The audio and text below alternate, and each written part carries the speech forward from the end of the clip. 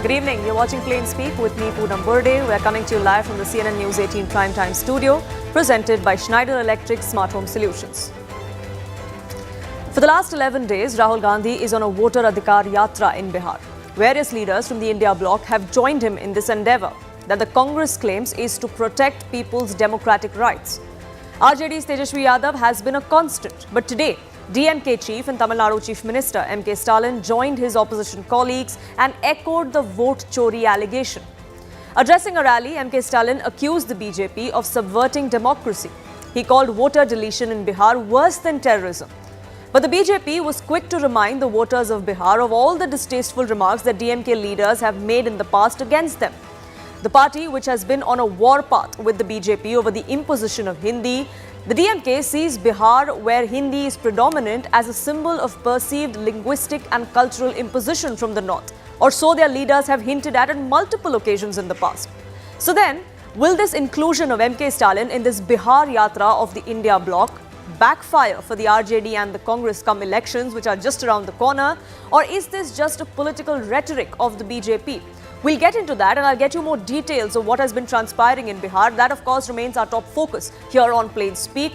We will also talk about how India is fighting back tariffs. The 50% tariff pinch has now come to the fore for India. What is India's fight back plan? We'll decode that for you. Also, is China greater than India for Trump? And we're not talking about tariffs here, we're talking about visa rules, immigration, and a deep dive into why exactly Donald Trump wants to welcome Chinese students into the United States.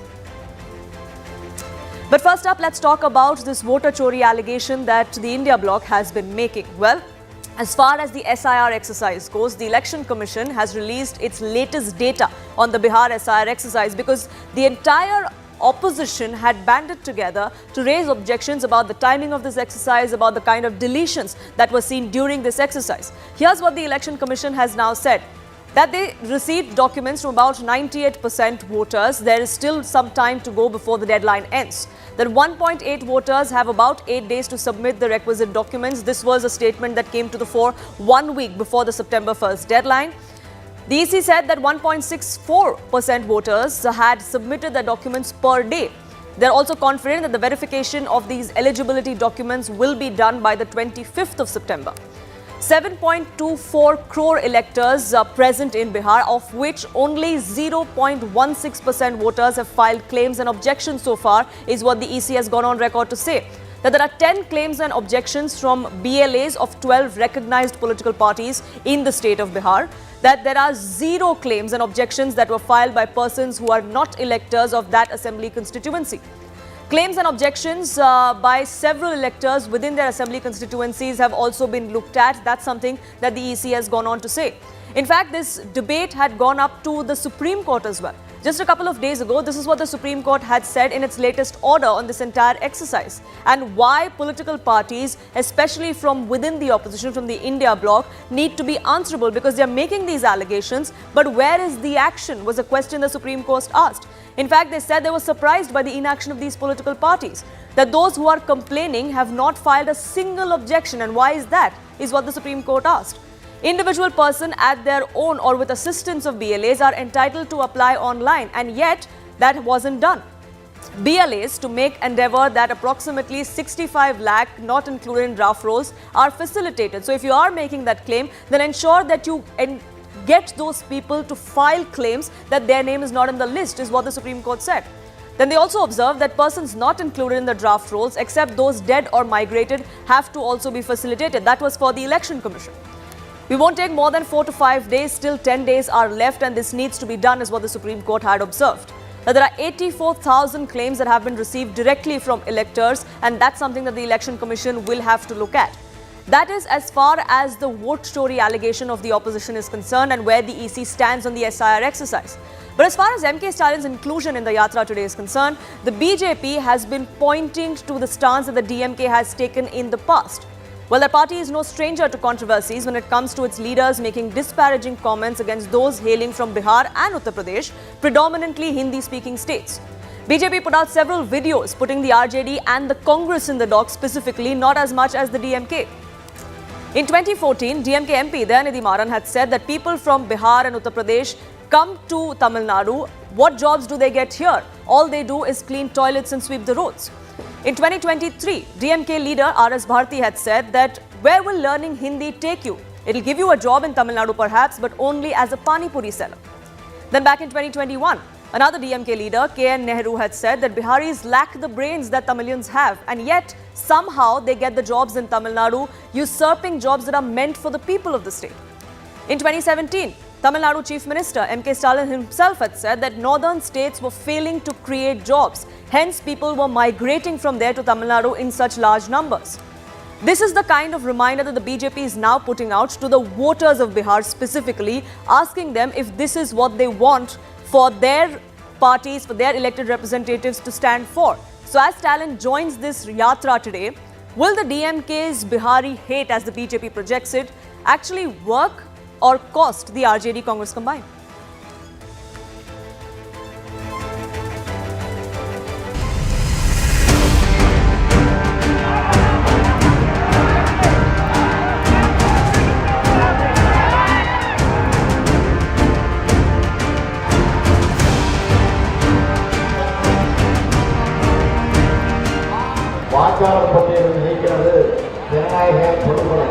Gujarat model आर्थिक model नहीं है, Gujarat model vote चोरी करने का model है।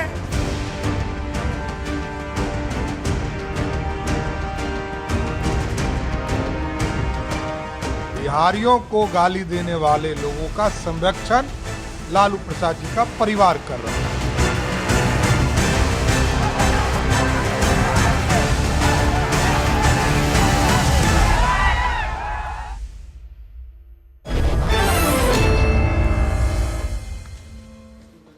Let's open this up. Guru Prakash Paswan, national spokesperson of the BJP, is with us. Hafizullah, spokesperson of the DMK. Dr. Shyam Kumar, spokesperson of the RJD, will be joining us shortly. And spokesperson of the JDU, Parimal Kumar, is also with us. Let me begin by asking the DMK spokesperson. Mr. Hafizullah, we had the Chief Minister M.K. Stalin today in Bihar. There is an allegation that is being made collectively by the India bloc of voter theft. What is the basis of this allegation? There have been no claims that have been filed of these 65 lakh voter deletions that have happened. No, for the fact that the Election Commission has said that it has given a data about 65 lakhs people being left out on various grounds. Now the question is that in Karnataka, Rahul Gandhi has given of how the voters have been deleted, how voters have been added. So this is a matter which is in public domain. That is for one thing. And there are allegations that there has been multiple complaints given by the BLAs, but the format is questionable. That is why the BLOs have not taken that objection strongly.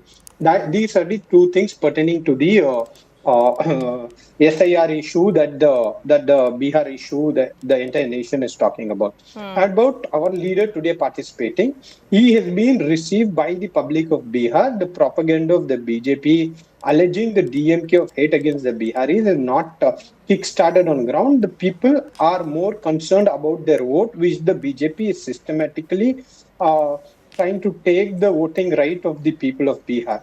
But how do you know that? How do you know that these people that have been removed from the voter list are all those who are inclined to vote for the opposition? How do you know that? It doesn't matter who they vote for. Even if they don't vote for us, it is their right that has been snatched. That is the question. So then why have those claims not come false? Why have people not filed complaints? There are reports that the BLOs have not taken their complaint because it is not in that format. That is the whole point. The whole exercise of SIR is new. So aren't political parties supposed to assist? Aren't there BLAs to assist BLOs and these complainants to put that complaint forth? So then what are these BLAs doing? No, if the BLAs have not done their job, does it mean Election Commission will not do its job?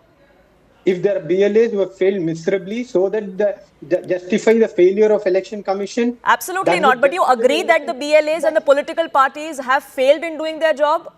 No, Is that what you're is saying? irrespective. That is irrespective. That's not the point of debate now. The point of debate is the election commission has failed. Karnataka is But an that's exactly example. the We have point of given debate. data If in you're the correct saying the election example. commission has failed, then what is the other side doing? And I'm not the only one asking that question. Neither is the BJP. The Supreme No, Court has asked. Where are the political parties the and what Supreme, have they been doing? they have given a clarification that many of the complaints given by the orders. Now, what do you say about Akhilesh Yadav saying that they have given a written on a letterhead? The election commission has not responded to it. That is the attitude of the election commission. Leave Bihar. What do you say about Akhilesh Yadav's allegation? With data, with document, he is given that his BLAs have given a written complaint to the election commission of missing votes. The election commission does not answer. But conveniently, when it comes to Bihar, you put the blame on the BLAs. Where BLAs have done their job, you don't give an answer. Where the BLAs have given in a different format, you conveniently use the technicality as an excuse to blame the opposition. That is not the point. Now, what explanation did you have for Karnataka? Leave Bihar. What explanation do they have for the Karnataka where a PowerPoint presentation is given? Instead of giving a direct answer, you are asking for an oath. You are just brushing away the questions of the press people. Do you believe that the election commission was fair in the press meet? The chief election commissioner gave answers directly to all the questions asked by the press people. This shows that the election commission has something to hide. Guru Why Prakash are they not Paswan, giving the the direct election answers? commission seems to not have everything, all their ducks in a row. They're trying to create this facade that they do, but there's something amiss. That's the allegation that the India bloc makes. Poonam, I was patiently listening to the observations made by our friend from the DMK. I am absolutely shocked and surprised. As someone who is live from Patna, it is very rich for a DMK spokesperson to say that people of Bihar have received M.K. Stalin well. While I see on Twitter, the trend is go back Stalin in region of Bihar. Effigies of Mr. Stalin is being burnt on streets of Bihar. How can you even say such a thing? The misinformation campaign, the sustained misinformation campaign by the entire India bloc alliance. We have to understand, he just mentioned about the 65 lakh voters. There is a district-wise breakup. Let me clarify this to my friend from the DMK. If he approaches any booth, there is a categorical breakup. People who are no longer with us, people who have migrated. So I think this is just beyond my comprehension. And I'm so glad that you ran the observations of the DMK leader in the past, Mr. Dayanidhi Maran, senior leader of DMK, even to say such a thing, although we respect labor, any work is not small or big, but the kind of words which were used by DMK senior leader Mr. Dayanidhi Maran, Biharis can come and clean our toilets. Mr. K. Nehru, Biharis have no brain. We are the land of democracy. We are the land of world's oldest university, Nalanda and Vikramshila. And even to suggest such a thing just to do politics on exclusion, just to do politics on fault line is something which we must be mindful of. As someone from Bihar, as a Bihari, I am absolutely embarrassed that Mr. Rahul Gandhi and Mr. Tejashwi Yadav, who comes from Bihar, he has given this grand reception to Mr. M.K. Stalin. And in cohorts with Mr. Rahul Gandhi, same M.K. Stalin, same Revant Reddy, these are the same two fellows who were highlighted by the ADR as one of the most corrupt chief minister India today has. Number one, Mr. Revant Reddy. Number two, Mr. M.K. Stalin. So even name their Yatra to give a nomenclature of vote chori Yatra and have alleged chore chief ministers from other states like Tamil Nadu and Andhra Pradesh as one of their star campaigners speaks a lot about the nature and the character of India Alliance. We have to understand that Bihar is completely fed up of this. I suggest my friend from the DMK and the Congress party might look at the data from the ECI press release. 98.2% people from Bihar.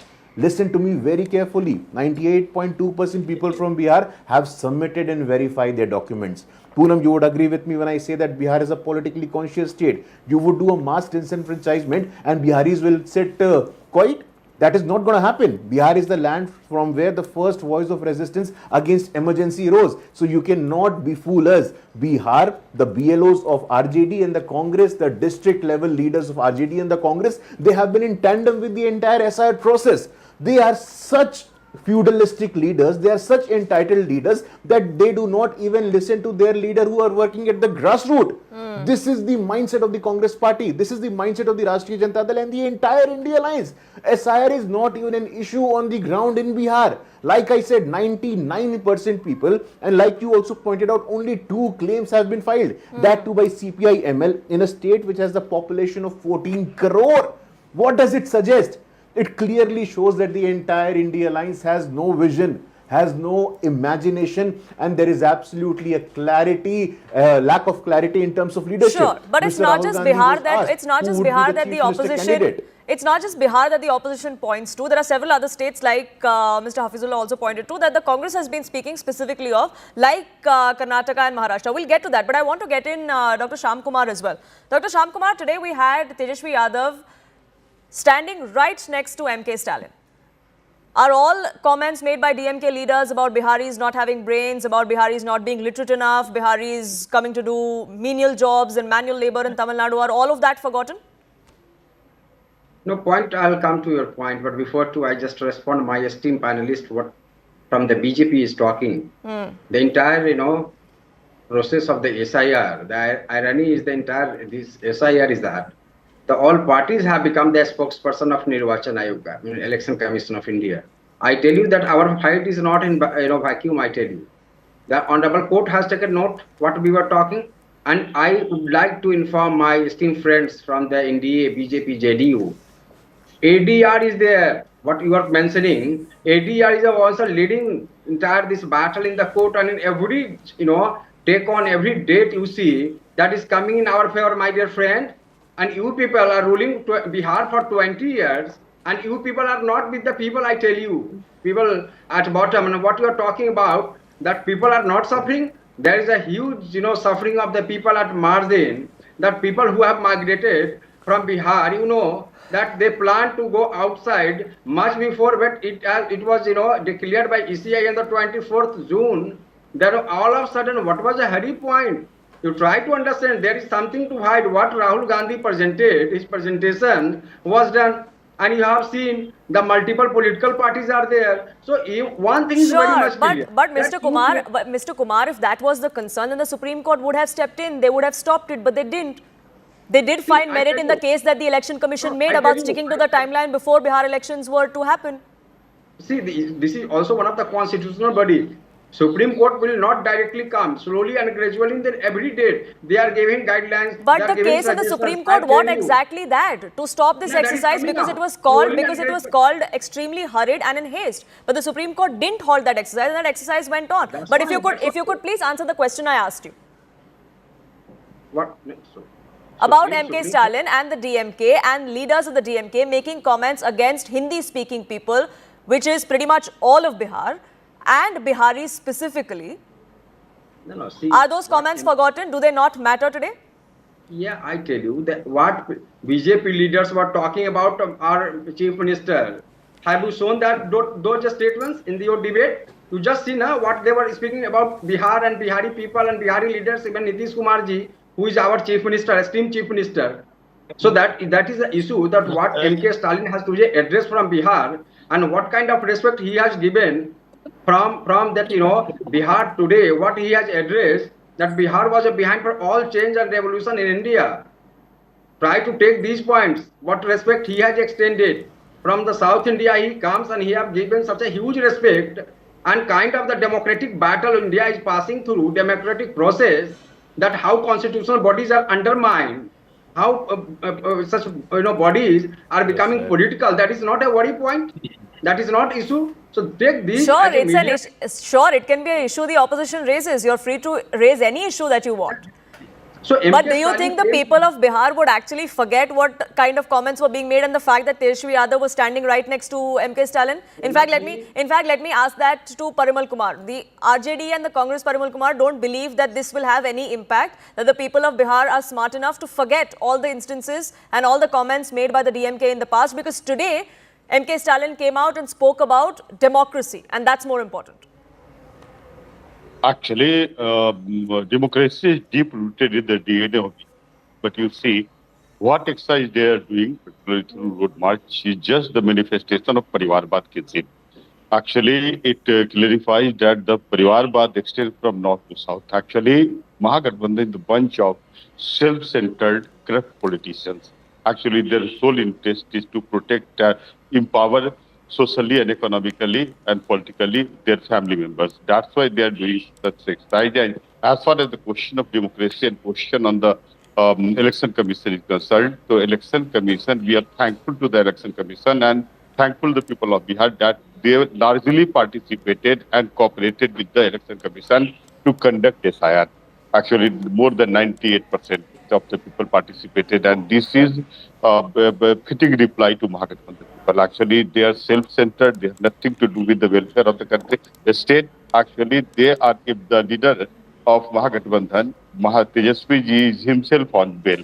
And most of the people, actually, you see Priyanka Gandhi, Rahul Gandhi is in national hierarchy case. Actually, you see Stalin and that particularly one Ravina Reddy who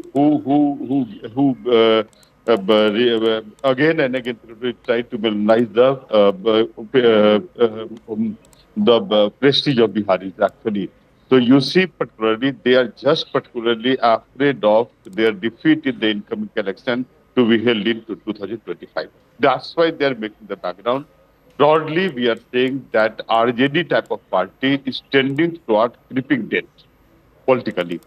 You will find that actually they will not score more than particularly single digit. They cannot score or cross more than the single digit because actually there is a tsunami in Bihar, tsunami of development and social justice under the leadership of Nitish Kumar. And you see, as there is a lot of development of Bihar, including infrastructure. Roads are very well. That's why Bihar became the center of attraction for different tourist people, and even particularly their political tourists actually after 2025 election. But You Mr. will not Parimal find Kumar, that the type of India bloc business. believes that even if they are reduced to a single digits like you're predicting, then it is because the elections are rigged, because there's vote chori I'm that's saying happening. actually, the creeping death of RJD started just in Lok Sabha election 2024. Actually, they were limited on 4 seats only. Actually, in by-election, 0. It means total collapse of Mahagathbandhan. We own all the 4 seats in particularly by-election. And this was the manifestation and the start of the demise of Mahagathbandhan in Bihar. Because they have no ideology, they have no belief in the constitution. Actually, you recall now, 3 or 4 days before in Katihar, Rahul Gandhi was saying that the constitution started working in 1947. Whether it is true, even he carried the booklet of constitution, but he has no knowledge of in the constitution and no belief in the democratic setup, as their gene is belong to Kinsey particularly ideology. Parivarvad is the basic ideology, and anyhow they want to usurp the power through actually saying something particularly different and even particularly. Sure. And that's what the BJP seems to believe as well, Syed Hafizullah, that this is just Dynus. Because there was a picture that was put out today by Kanimoy, by somebody from within your party, of Mr. Stalin, of Rahul Gandhi and Tejashwi Yadav together. This is nothing but Dynus wanting to put a point through is what the BJP says. How do you respond? It's surprising that people are so having such a massive amnesia, because when they come to Karnataka, they're happily sitting with Devagowda, Kumarasamy, his Nikhil Revanna, all this. That's not a dynasty. It's okay, chalta hai. Actually, you see the south Bihar state should follow Nitish Kumar developmental model. Why they are saying that Tamil Nadu model and that of Telangana model is? They have Okay, nothing to do with the development of the let's not speak over each other, gentlemen. I request you. Let's accord that civility to everyone. I'll give everybody their time to rebut. Mr. Kumar, I'll come to you. Let him finish his point, please. Don't get rattled. See, Mr. Kumar, I'll come back to you. I'll give you your time to rebut. Let him finish, please. Why they are particularly entire allegation of Parivarvad depends on if you are with BJP or not with the BJP. I think media should also put the hard question of dynasty on BJP when they are sitting with TDP. Nara Lokesh is the third generation. Nobody questions them as dynasty because they are with BJP. And then when you go to Karnataka, Kumarasamy, Nikhil Kumarasamy, Revanna, no issues. They are not dynasty. Then when you are with Badal, it is not dynasty. When you are with Muftis, that's not dynasty. Only people who are opposing you continue to be in politics. You have an issue and you call dynasty. Second, you're saying about extensive water, wonderful law and order situation. 3 days, 4 days back, your own ally Paswan, listen to his comments about law and order situation in Bihar. What does he say? You are trapped with your own Actually, you are narration. doing negative for the This is future unfair. of This is Pakistan in unfair. Bihar. Sure. I can't help it. Sure, you've made your point. You've made your point, Mr. Hafizullah, that this is Guru Prakash Paswan. The allegation is this is politics of convenience by the BJP. The kind of allegations that the BJP makes on its political rivals is the one that it faces for itself as well. No, I was listening to the criticism by my friend from the DMK, but we have to understand a couple of things first. See, the RJD spokesperson was raising the point on the entire exercise of SIR. I think all of us combined in the panel, the Supreme Court has much more IQ. The Supreme Court has much more wisdom when it comes to policy making and dispute resolution. The Supreme Court on multiple occasions, Poonam, have made this observation that the entire process of SIR is constitutional in nature. The entire procedure which has undergone is as per Article 324, 325 and Article 326 of the Constitution. So to suggest or to say that this exercise is unconstitutional, it smirks of ignorance, nothing at all. Second point which the DMK spokesperson was mentioning, we have to understand a couple of points. See, you were mentioning about dynasty, the Bharatiya Janata Party. I can throw an open challenge. In the entire history of Bharatiya Janata Party or the Bharatiya Jansangh, never before and never in the future you would see a father completing his term and a son taking over after his father. It is not the culture of the Bharatiya Janata Party. But the fact of the matter is, today as a Bihari, the 14 crore people of Bihari, the aspirations of Bihar, the Swabhiman of Bihar, the self-respect of Bihar, I think today it is hurt, and the only person solely responsible for hurting and insulting the sentiments of Bihari is Mr. Tejashwi Yadav in coordination with Mr. Rahul Gandhi. The same M.K. Stalin, and I am so happy that you ran the entire clip. Today, as a community, as someone from Bihar, we have to do this collective introspection. Right from north to south, the entire India Alliance is a brigade of dynasts. Today, you see Rahul Gandhi, son of Rajiv Gandhi, Sonia Gandhi, Tejashwi Yadav, son of Lalu Yadav and Rabri Devi. And my friend from the RJD was also mentioning about people from the margins. Excuse me, people from the margin, who has given you the authority to speak for the people of the margin? When Lalu Yadav comes to power, his son will become Deputy Chief Minister, his wife will become member of Legislative Council, one son will become Health Minister, another son will become member of Lok Sabha, another daughter will become member of Rajya Sabha. This is not social justice. This is not how you do politics of margin. And there is a very organized attempt to snatch the title of Jan Nayak from our EBC icon Karpuri Thakurji. You cannot be a self-declared Jan Nayak. I am so sorry. You cannot take that title away from our Karpuri Thakurji. Karpuri Thakurji was a real stalwart, and Mr. Rahul Gandhi or Tejashwi Yadav, they are nowhere near the legacy of Karpuri Thakur.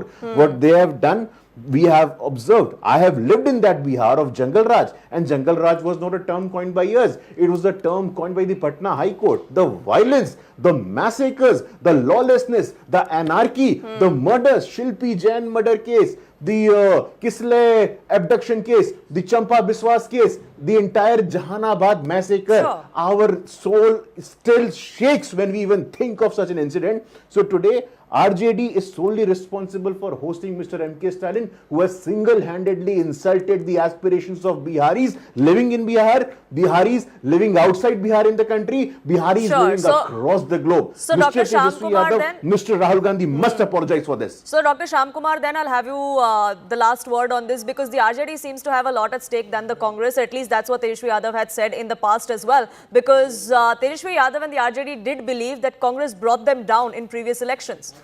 Could this be one of those moments, could today be one of those moments where again it backfires for the RJD in Bihar? No, I tell you a very simple point, that what the BJP spokesperson was talking and my esteemed friend from JDU, both of them, my friends, are talks in vacuum, I tell you. They are talking about, we never opposed SIR, for your kind information. We are opposing the timing and intention. Please try to understand that what we are speaking. There is no clear-cut timeline mentioned in the Act. Right? Act. Sure. Parimal Kumar, just let him finish. Parimal Kumar, let him just finish his point, please. And I tell you, what BJP is talking about social justice. Do you have any moral courage and conviction about social justice? And that what you people have done at the battle. Where is a special status? Where is the development? Systematic problem Bihar, unemployment, poverty and migration. In the 20 years, double engine sarkar, you are 100% failed sarkar. And this another burden of SIR. But Dr. Kumar, the BJP is banking on JDU and vice versa as a stable ally. The RJD and the Congress have had their issues in the past. And Tejashwi Yadav publicly has made these comments. Leaders within the RJD have hinted at how the Congress brought them down in previous elections. Is that not true? It is just opposite. What you are talking is a totally opposite, I tell you. There is a big infighting in the NDA and there is a power share. Recently you have seen the three parties, JDU, BJP, and what you told LJP, a statement last 2020 up to now, if you look at the sure, but I am asking about what's happening in your coalition, sir. That is absolutely fine, Poonam. I tell you, we are absolutely fine. We are marching. We are going ahead. So you think what happened today, M.K. Stalin's inclusion, the kind of response that some people gave on ground to M.K. Stalin being there because of the comments that DMK leaders have made in the past, will have absolutely no effect for the India bloc, for the RJD Congress when elections come around? I tell you the how many numbers of the people you have must seen on the ground. This is a so the success rate acceptance of the all Mahagathbandhan and M.K. Stalin as well. Tejashwi Yadav. So don't, put other side, the real side. No, absolutely not. I'm just asking you a question, whether you feel it's going to backfire or it likely to be a shot in the arm. And the coalition feels that it would be. Whether that kind of popularity that was seen on ground actually translates into votes, well, the people of Bihar will decide. But unfortunately, I have no time left on this debate. I thank you, gentlemen, for joining us here and sharing your perspective.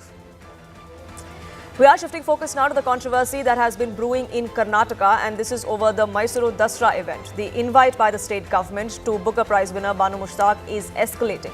Defending that invite, the state government, the Deputy Chief Minister D.K. Shivkumar said that Goddess Chamundeshwari temple and the deity do not exclusively belong to Hindus, and Dasara is a national festival. It's of national importance, so why not invite everybody? Goddess Chamundeshwari belongs to all communities, he said. This has sparked outrage. The BJP has accused the Congress of hurting Hindu sentiments. In fact, Mysuru MP and royal family member Yaduvi of the Vadiyar family, Yaduvir Vadiyar, also expressed his disappointment over why this invite was being given out to someone who does not believe in the sentiment of this particular temple, of this particular goddess, which is one of the Shakti Pitas that was developed by devotees over centuries. Dasara prayer is been offered by everyone. Everyone participated in it. It is our Indian culture. Ultimately, it is a constitution. And Chamundi Hills is a government temple. It is not a private temple. It is a government temple. It is a government temple, and government is open to all sections of the society. In fact, joining us on this broadcast is a member of the royal family, the Maharaja of Mysore, and a BJP member of parliament, Yaduvir Vadiyar. Thank you so much for speaking with us here on Plain Speak on CNN News 18. I first want to ask you, where do you stand on this invite that has been given to the Booker Prize winner, to Banu Mushtaq, for the inauguration of the Dasara festivities that we are going to be seeing in Mysuru?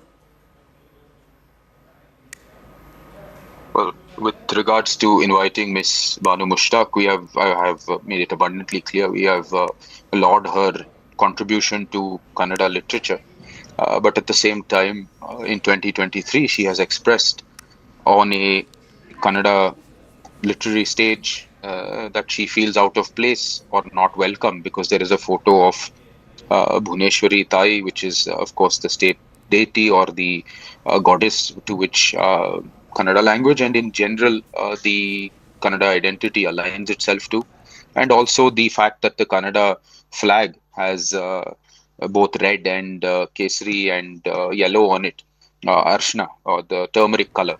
So both of these sentiments do not necessarily go in line with the dharmic tradition, and given the fact that the Dasara tradition in Mysore is obviously from a background that is purely dharmic, we have expressed concern that if that is going to be the sentiment that she comes to participate and inaugurate the festival with, it is certainly not the right way. But you know, the state government has been defending the invite that has been extended to her. In fact, the Deputy Chief Minister and several others within the state government say that these Dasara festivities are not actually linked to the religion, that it's a cultural festival and it should be open to all. In fact, they've accused the BJP of trying to gain political mileage by communalizing this entire incident. How do you respond to that? I think to sit here and justify the dharmic background or give proof of the dharmic background of the festival is utterly ridiculous, because it flies in the face of tradition. There is, I don't know, maybe thousands of years of proof that the Navratri tradition is in fact a dharmic tradition.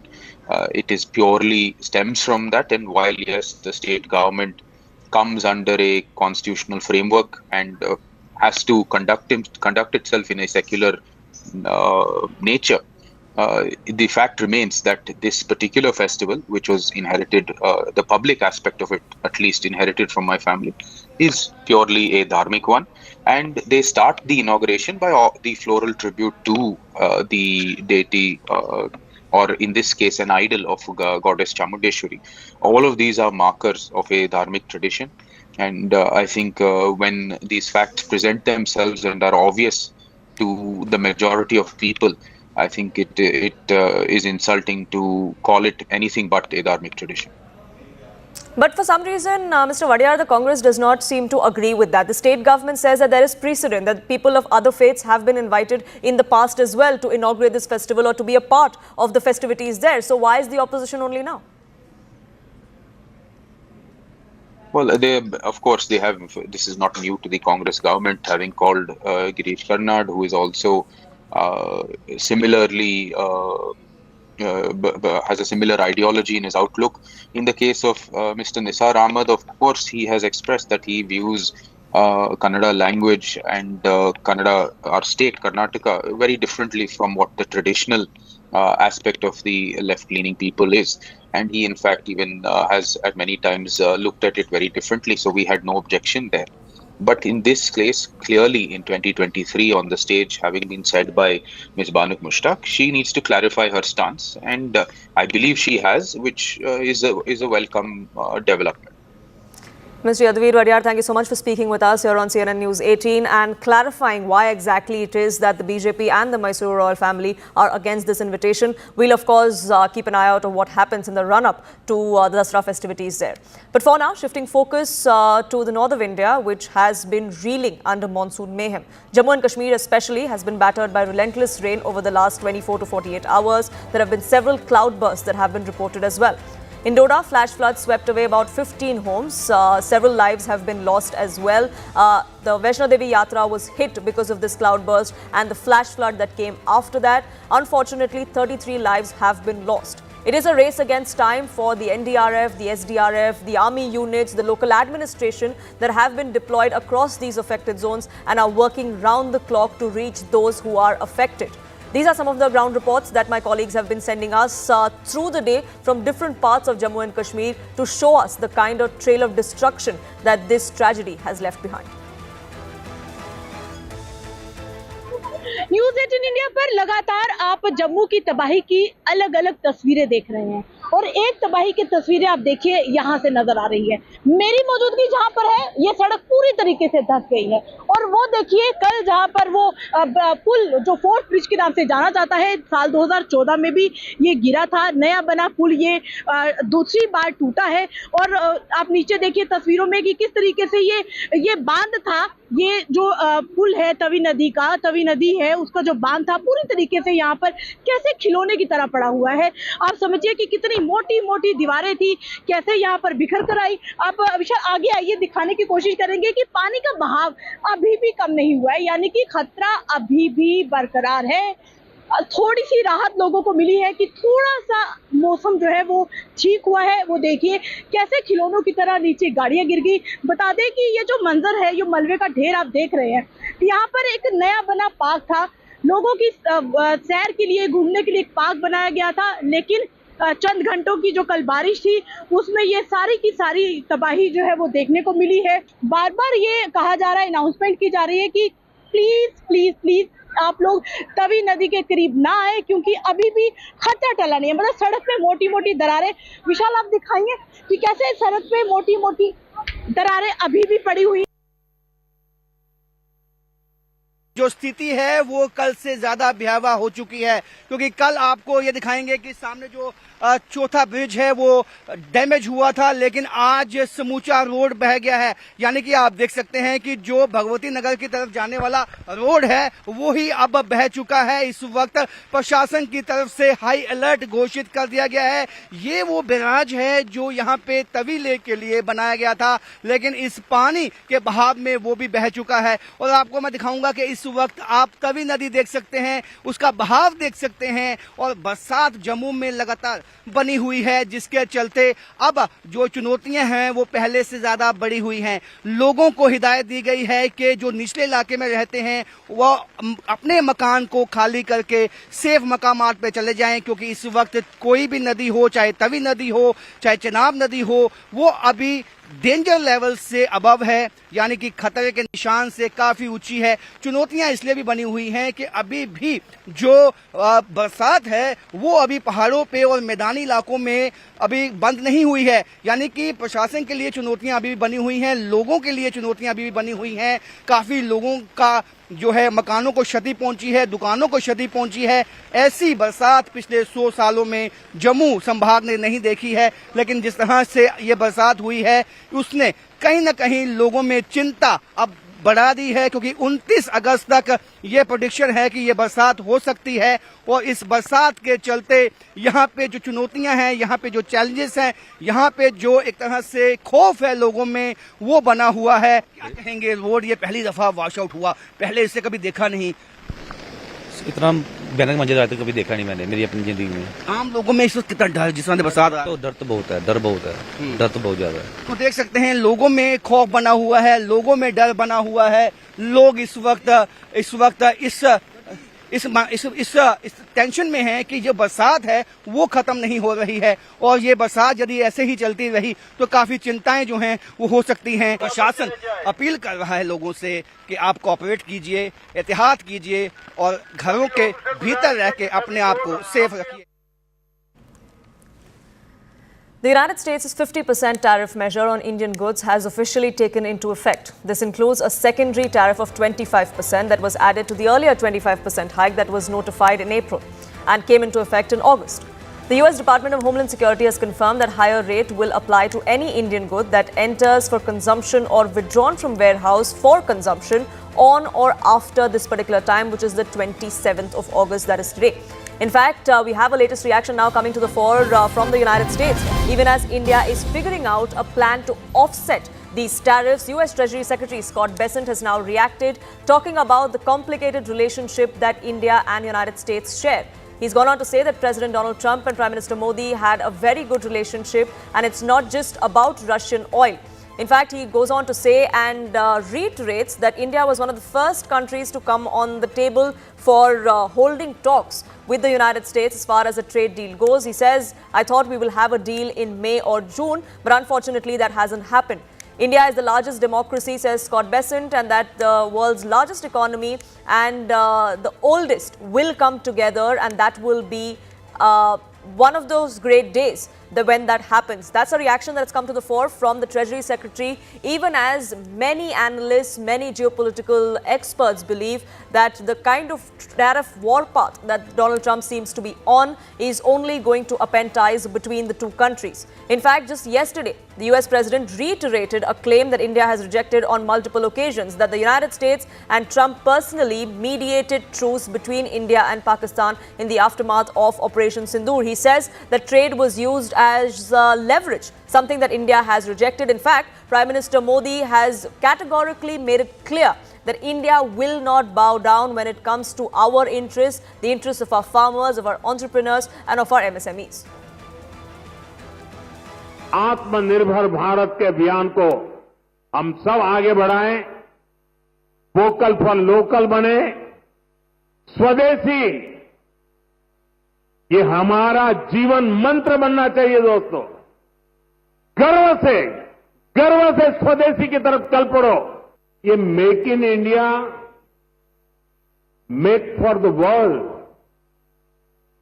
हमारे उस लक्ष्य की तरफ एक बड़ी छलांग है. I said, I don't want to make a trade deal. No, we want to make a trade deal. I said, no, I don't want to make a trade deal with you. You're going to have a nuclear war. You guys are going to end up in a nuclear war.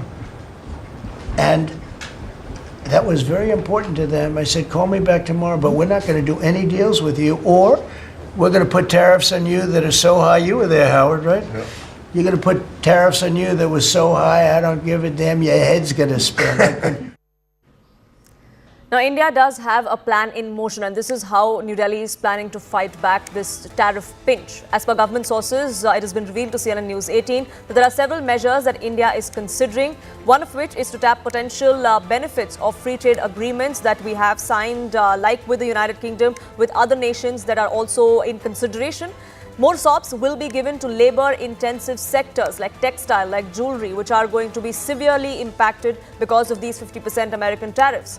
Another step that India is considering is a credit package for exporters and traders because they are severely hit. At least for the next few months, they are going to be feeling the pinch. The RBI could also be stepping in if there is a severe impact of this tariff that is seen on certain sectors. The RBI could also announce certain measures, is what the government has hinted at. The repo rate could be eased to ensure exporters and MSMEs are protected. When you mentioned the geopolitical changes, of course, these changes are happening right before us. And we need to see what serves our country's interests also the best. Yes. What linkages can be mutually beneficial rather than being exploitative. What relations, what linkages, again, can help us for future stability of our populations, of our country, of our businesses. And that is what we are looking at. Okay. These tariff regime that is we are seeing, the world is seeing, is highly unjustified. Okay. It is, I'd say, highly unfair. Okay. The reasons that have been ascribed to our country for as an excuse for increasing tariffs, those same reasons are also lie with many other countries who continue to import energy from the markets, from the same markets that we are being blamed for. So it's a totally unjustified and unfair, let's say, imposition of tariffs. But we are confident, our economy is resilient, our economy is strong, and under the leadership of our Honorable Prime Minister, we will definitely insulate our country from any harmful effects of such tariff regimes. Speaking of United States and Donald Trump, has the US president wavered from his America First agenda? Some of his MAGA base definitely feel so, because the US president has now defended a proposal to grant student visas to 600,000 Chinese nationals as part of ongoing trade talks with Beijing. So what's behind this pivot? I delve deeper.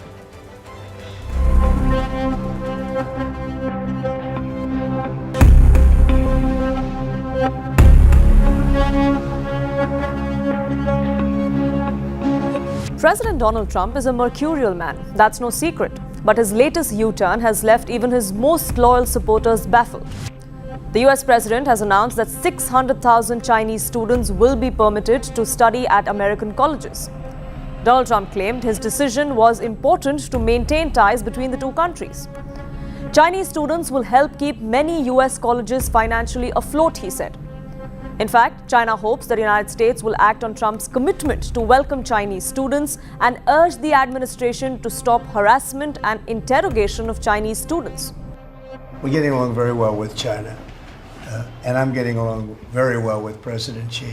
I think it's very insulting to say students can't come here, because they'll go out and they'll start building schools and they'll be able to survive it. But I like that their students come here. I like that other countries' students come here. And you know what would happen if they didn't? Our college system would go to hell very quickly. You'd have, and it wouldn't be the top colleges. It would be colleges that struggle on the bottom. And you take out 300,000 or 600,000 students out of the system. I like having, and I told this to President Xi, that we're honored to have their students here.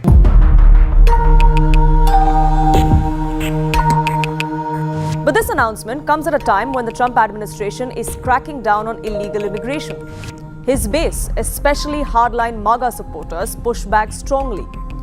Many saw this move as a betrayal of his America First agenda. Some said Americans were tired of decades and decades of this treason. Conservative figures, including Marjorie Taylor Greene and former advisor Steve Bannon, sharply criticized the plan, arguing that guaranteeing 600,000 visas could undermine national security and intellectual property protections.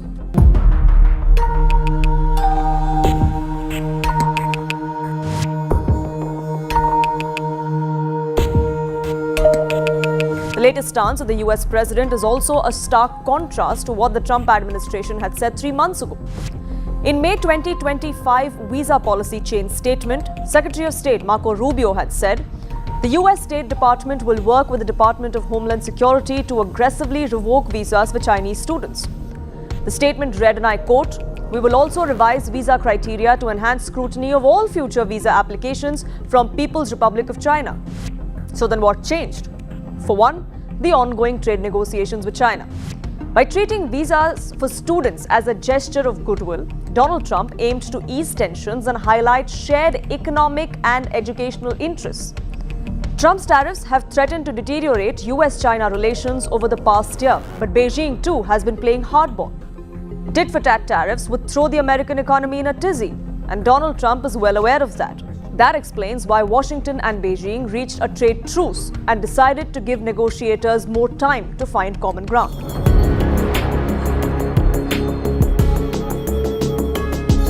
But Donald Trump's newfound love for China is diametrically opposite to the stance taken for India. Indian students experienced massive upheaval, with thousands having their student and exchange visitor program records terminated or their visas revoked, sometimes even for minor undocumented reasons. This has created widespread fear, legal confusion, and instability. A study, in fact, found that 50% of reported visa revocations affected Indian students, making Indians the most affected group, followed by Chinese students. In fact, the Chinese students made up for roughly a quarter of foreign students in the United States. That figure stood at 270,000 during the 2023-2024 school year. Meanwhile, in that same period, 331,000 Indian students were studying in the United States. So why does then Trump want Indian students out, but not the Chinese? Well, maybe because Chinese students like to return to their homeland, unlike Indian students who chose to stay there and work for American and European companies.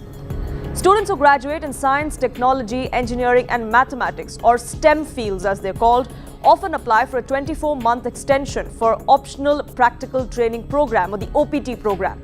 But that too now is under direct threat as the Trump administration pushes for its elimination, along with several new tax proposals, fraud crackdowns, and stricter oversight.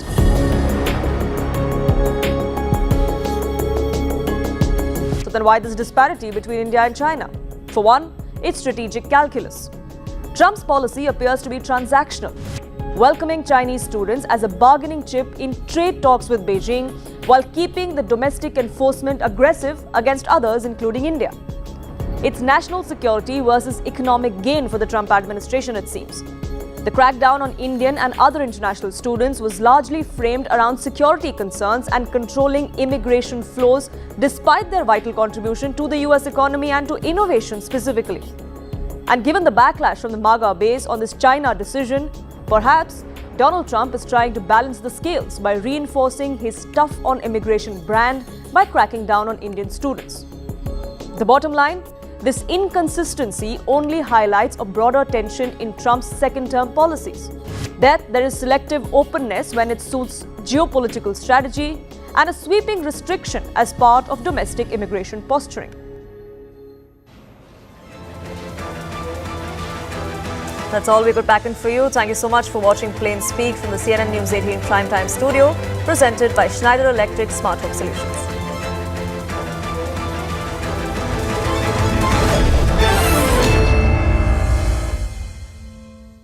Co-powered by. This is News 18 Network.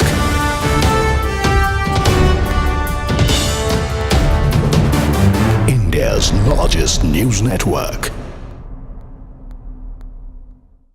Siddhant, how is India choosing to respond to this? We do understand how Prime Minister Narendra Modi is really pushing for Make in India with a lot of heft. But we have to, first of all, take a look at what should be the impact of these particular sectors, particular gems and jewelry, and also merchandise that's going to be very, very expensive, and how it's going to be impacted because of the 50% US tariffs that have now kicked in. What is India planning on doing about that at the onset?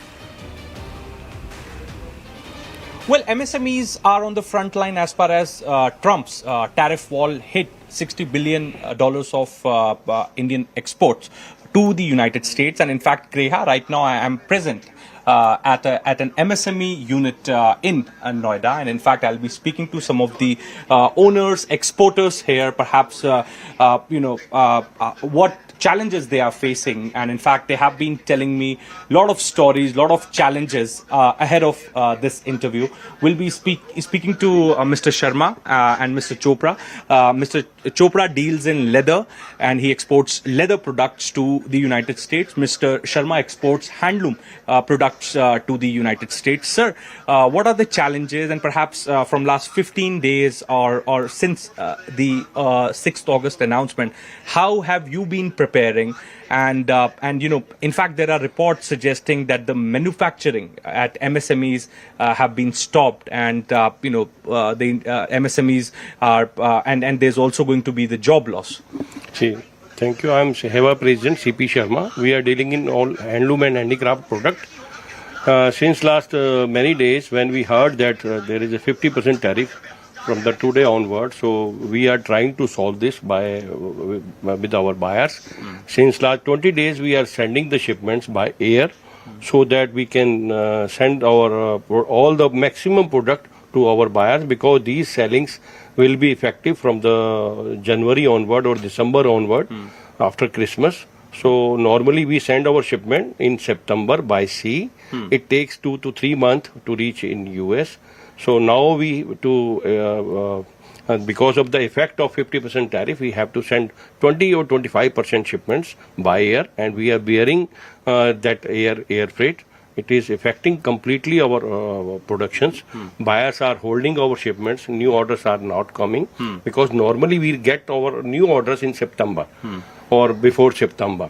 But buyers are holding the productions. Even new order, there is no question to place the new orders. So there is a big effect. Definitely our export business will be affected. It was $10,640 million earlier. I think that 25% shipments, 25% orders will be cancelled, and there will be big job loss also in India. But we have trust in our Modi government. They are discussing this matter from the government, and we expect that government should do something for the exporter for the short period.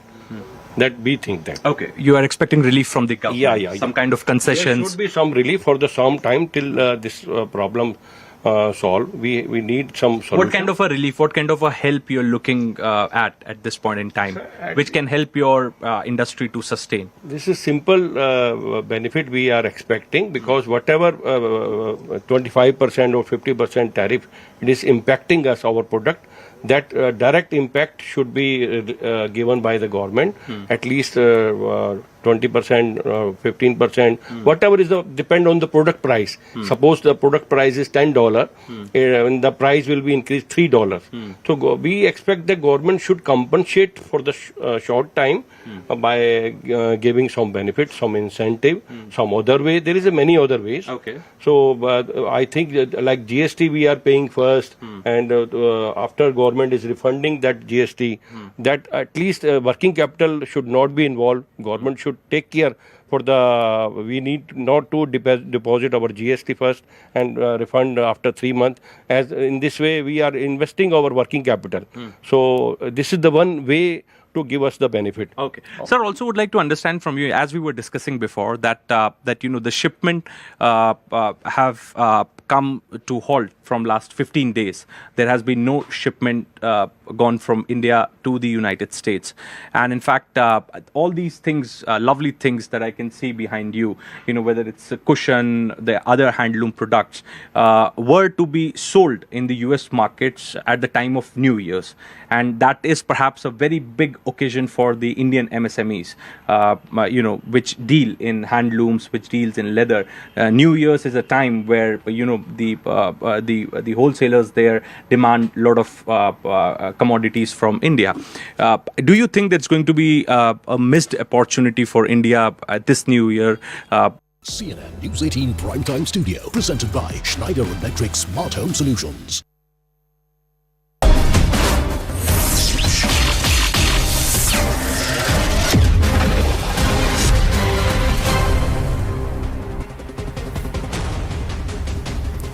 Namaste, Jai Hind, and welcome to this edition of The Right Stand. I'm Anand Narasimhan, and we are coming to you live from the CNN News 18 Primetime Studios, presented by Schneider Electric Smart Home Solutions.